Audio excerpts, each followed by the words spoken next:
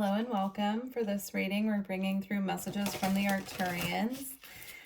So as I was picking out the decks, the only card so far or message that stood out to me was the throat chakra. So you could resonate with needing to speak on something at this time. There could be some information making its way to you as well, but I was mostly being drawn to this blue butterfly. So that could be a repeating synchronicity or symbol that some of you are getting actually, because it just really stood out to me, even though it was just the card on the bottom of the deck. Now what else is calling out to me here is Mount Shasta, which is right underneath that card. And what's interesting is I'm getting mostly these like codes being sent down from outer space into Mount Shasta and being grounded. So I'm seeing Mount Shasta here as the earth and these codes coming down from Star Family. A very similar message just came out in the Lyran reading that we'll have posted before this one. And it felt like a collective message. So definitely if you're resonating with this message, please check out the Lyran reading as well, because there are probably messages there for you. Okay. Go ahead and see what they have for us. We have sacred reverence. Wow, so beautiful. So there's a key here being held in the hands of the divine, and the key unlocks this heart. But what's interesting is it's all earth. And I'm seeing it again, like what I was getting with the Mount Shasta card here. It's like these galactic energies really nurturing and sending what the earth needs at this time, and it's being grounded by us.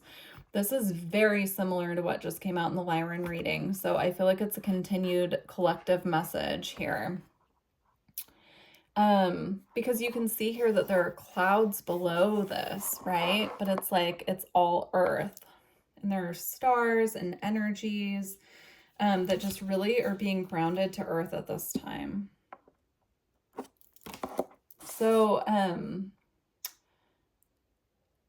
the message of light codes is coming through. There are so many light codes being filtered down to earth at this time. I'm also being drawn to the fact that Mount Shasta is number 37. And Sacred Reverence is number 47. So both cards have a 7, which 7 is a highly spiritual number. So I'm just making a note that it's there twice. And now we have a burst of magic. It is the same energy in all 3 cards, and not all of these cards look like this. But here we have the earth, here we have light codes filtering their way down. This is so interesting.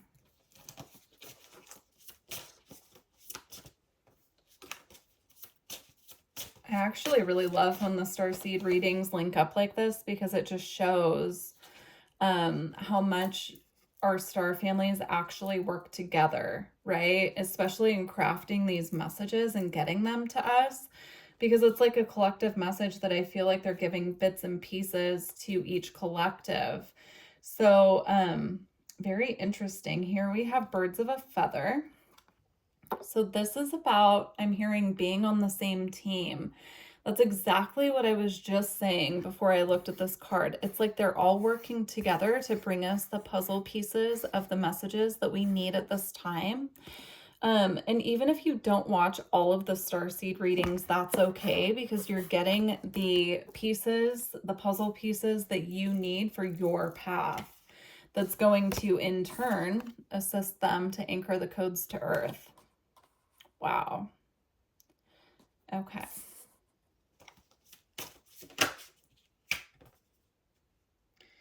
Here we have a deep breath.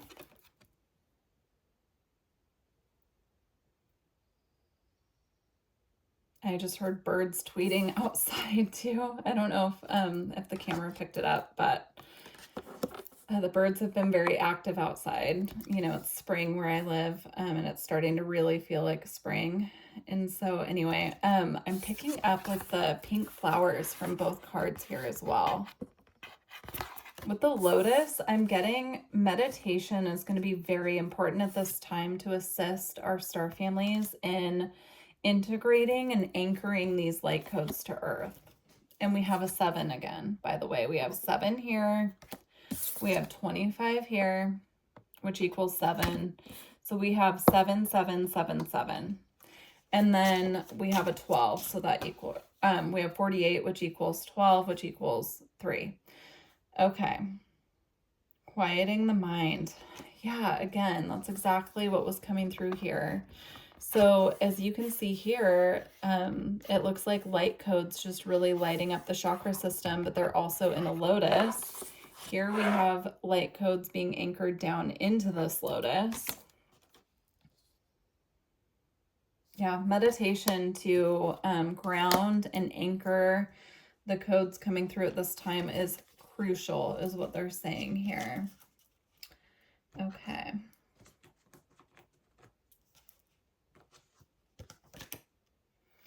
The alignment card was on the bottom of this deck, but I accidentally stuck it back in. I do feel like it might come back out, but we'll see. Okay. Gracious receptivity.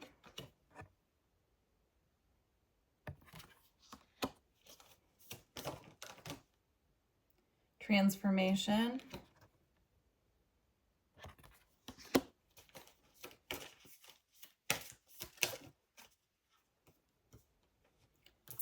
We have the sacral chakra.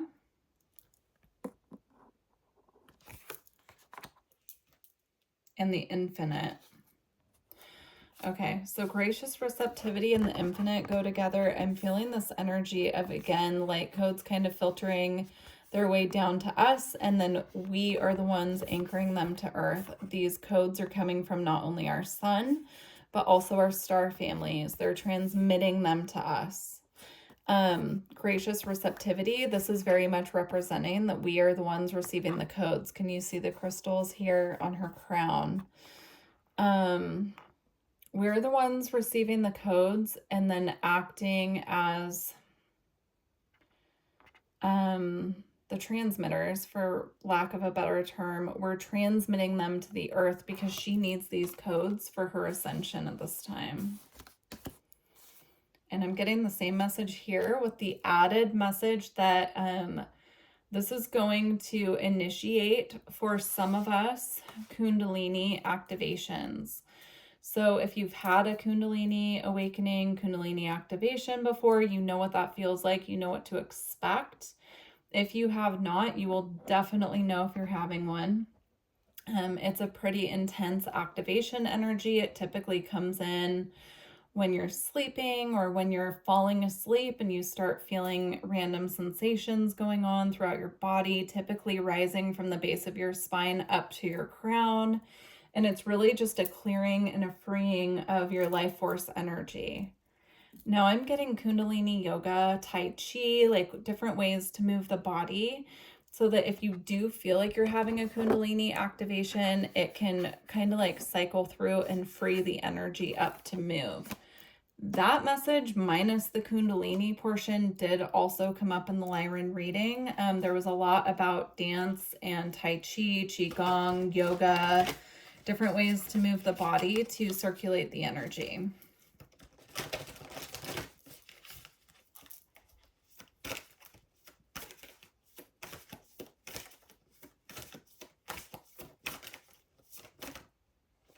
And we have endless opportunities. Wow, and the blue butterflies and all of these bubbles that I was getting earlier with the throat chakra card, which is actually here, but I didn't put it on the table, but we still have it here. All those bubbles have blue butterflies. Definitely keep an eye out for blue butterflies coming your way as a form of synchronicity. But I'm also getting here that these could be pieces of communication. Like we were talking about earlier about like each collective getting a different puzzle piece of information. That's kind of what I'm getting here as well. Yeah, and on the bottom of this deck now we have Divine Matrix. It's all divinely guided and watched over. We have Spirit of the River, movement towards adventure. I'm getting this is an exciting time on this planet for those of us who have been working with these energies and spiritual awakenings for a long time. because we're finally starting to see that, and on the planet, not just in ourselves. It's like this energy of connecting with others who have had the same path, or watching others around us starting to wake up and become more aware of what is happening as well. We also have covenant with sacred contract. This is what we're here to do. That's what I'm hearing. It's like we came here as starseeds, as representatives, they're saying, from our star families to anchor these energies to the planet.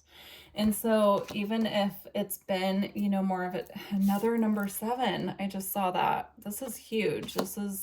Look up the number 7 meaning for you personally. If you feel like there might be a deeper connection, but it's coming out over and over again, it has to be a message for you guys. So,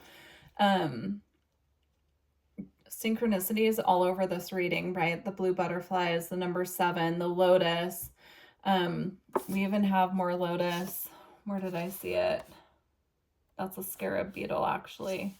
Maybe not. I thought it was a lotus at the bottom of this card, but perhaps it's not. Very interesting.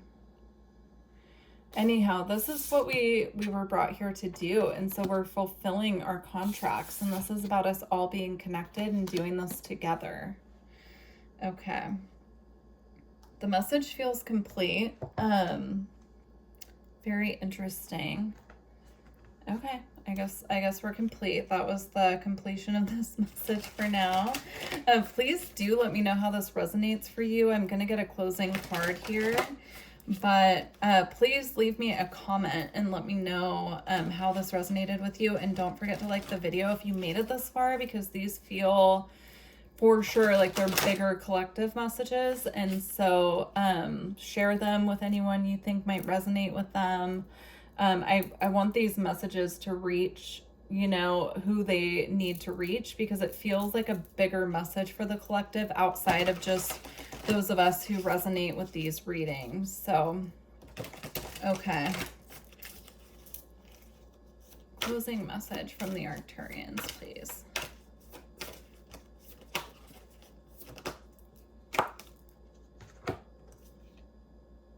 We have Vulva of Satyr. And we have Perfume of Sophia. I'm going to read both from the book.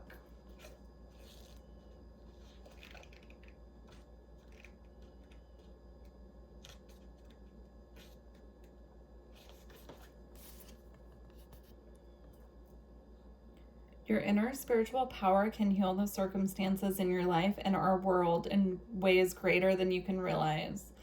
Journey within to gain clarity and conscious redirection of your inner energies toward what you wish to manifest.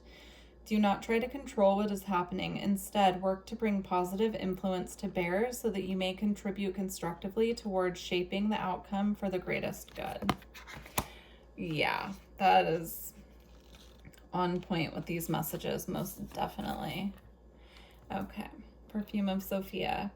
You will be able to sense the best timing and approach to take to create space for healing and resolution. Connect to your body and ground yourself in the here and now with body-friendly practices. You will find your way intuitively and instinctively, even through confusing circumstances where one moment you are sure the answer is no, and the next moment you are sure it is yes. Give up trying to figure out the answer right now and remain open with positive but relaxed expectation that clarity shall emerge spontaneously according to divine timing.